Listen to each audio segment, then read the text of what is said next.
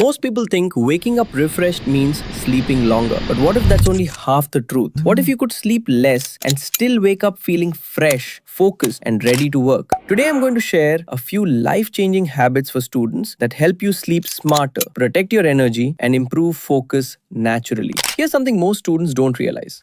Your body doesn't just sleep randomly, it sleeps in cycles. Each sleep cycle lasts about 90 minutes. If you wake up in the middle of a deep cycle, you feel tired, heavy, and unmotivated, even after long sleep. But if you wake up at the end of a cycle, you feel clear, fresh, and alert, even with fewer hours. This is why your schedule matters more than your bedtime. Choose a fixed wake up time first, then count backward in full sleep cycles, 7.5 hours or 9 hours, not random sleep. This single habit can completely change how your mornings feel. Now let's talk about what silently ruins sleep. Late night scrolling, constant notifications, mental overstimulation. Screens at night suppress melatonin, the hormone that helps you sleep. If you want better sleep, make distractions harder to access. Put your phone away. Stop private scrolling. Let your brain slow down.